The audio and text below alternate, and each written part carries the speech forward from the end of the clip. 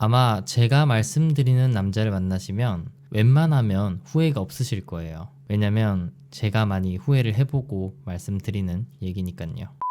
안녕하세요, 성민입니다. 저는 그동안 정말 픽업 아티스트를 경멸해오던 사람이었습니다. 그리고 지금도 유튜브 검색을 하다 보면 마음에 드는 여자 어디까지 가는 법, 헌팅 성공해서 어디까지 가는 법, 이런 영상들이 넘쳐나고 있고, 저는 정말 쓰레기 유튜버라고 생각을 하고 구독자 또한 쓰레기 집단이라고 생각을 합니다. 각설하고 이야기하겠습니다. 여자를 꼬시는 것과 연애를 하는 것은 정말 다른 문제죠. 다만 여자를 꼬시기가 목적이었던 사람은 연애를 잘할 확률이 아주 낮습니다. 왜냐하면 그렇게 꼬시는 방법 또한 20대에게 주로 통하는 방법이며, 여러분이 그런 남자를 만나게 되시면 아마 상처를 많이 받으실 거예요. 사람이 정말 뿌리가 있고 깊이가 있어야 되는 거지, 클럽에서 만난 남자, 헌팅에서 만난 남자, 결국 여러분에게 왔던 똑같은 방식으로 바람나게 될 확률이 높아요. 쉽게 다가온 인연은 쉽게 떠나갑니다.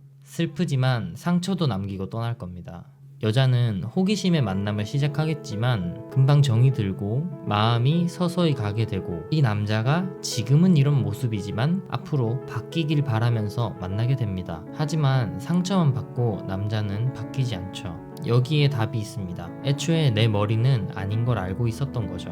하지만 가슴이 시키는 대로, 마음 가는 대로 사랑해보려 노력하고 상처만 받으면서 시간, 감정 모두 소비하고 마음이 다쳐서 결국 이별하게 됩니다. 그래서 제가 하고 싶은 말은, 여자 경험이 많은 남자를 만나시기를 바랍니다.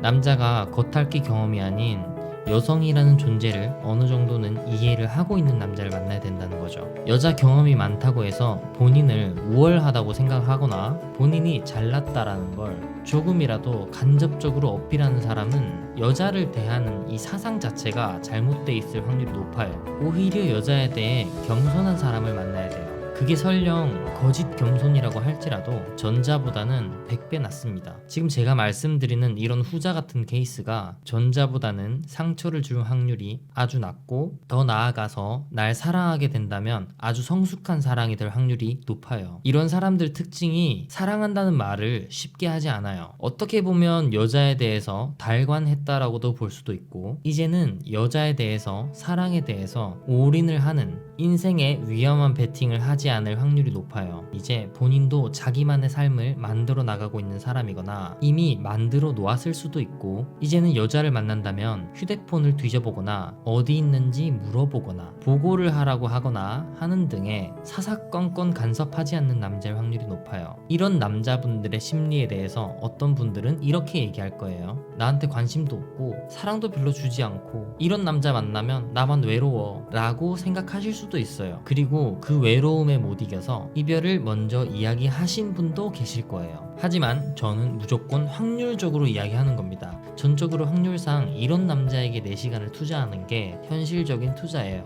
시간은 어느덧 흘러서 여러분들은 지금 나이가 되셨고 세월은 빠르게 흘러갑니다. 여자에게 있어서 황금기는 남자보다는 훨씬 제한적이에요. 하지만 반대로 여자들은 그 황금기에 다가오는 이성의 접근이 남자보다는 훨씬 많아요. 기억할 것은 그 황금기가 짧다는 겁니다. 결혼정보업체들 통계를 보면 33살부터 50살까지 결혼을 못하는 여자의 확률이 90%가 넘는다고 해요. 사람은 쉽게 바뀌질 않는데 미성숙한 남자를 만나서 성숙한 모습으로 바뀌길 바라면서 만나실래요? 아니면 이젠 좀 어느 정도 갇혀져 있지만 꼬시기 까다로운 남자를 만나실래요? 황금 같은 당신의 나이를 어디에다가 투자하실래요? 개개인마다 행복에 대한 가치의 기준은 서로 다릅니다. 그래서 제가 말씀드리는 가치가 맞지 않다고 생각되시는 분들은 영상을 여기서 꺼주셔도 좋아요. 제가 말씀드리는 건 인생에 합리적인 투자를 원한다는 거고, 누구보다 이 한 번뿐인 인생에 현명하게 살아야 되고 아름다운 결혼을 꿈꾸고 내 행복한 삶을 그릴 수 있는 남자를 만나야 된다는 거죠. 어느 정도 상처도 받아봤고 올인도 한번 해봤고 이제는 철이 좀 들어서 좀 괜찮은 궤도를 달리고 있는 남자, 이런 남자와 반대로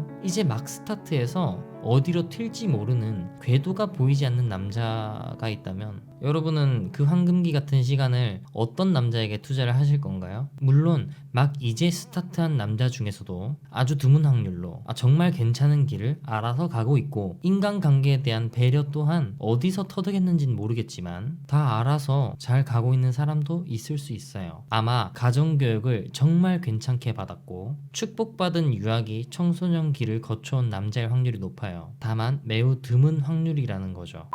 마냥 호기심에 만나서 내 마음이 정들기 전에 그걸 끊어낼 수 있어야 얼른 다른 남자를 만날 수 있다는 걸 여러분들이 아셔야 되고, 세상에는 어떠한 보석들이 있는지 저도 잘 모릅니다. 하지만 얼른 쓰레기들을 솎아내야 평균적인 남자부터 스타트를 할 수 있고 이전보다 꽤 높은 확률로 괜찮은 남자를 만날 기회가 생기겠죠. 그 기회는 누가 주는 게 아닙니다. 이 영상을 보고 계신 여러분들이 행동을 하셔야지 생기는 기회고 행복입니다. 아마 지금 이 순간도 많은 사람들은 사랑을 하고 이별을 하고 있을 거예요. 누군가는 서로 미래를 그려가고 있고 누군가는 서로 이별을 그려가고 있고,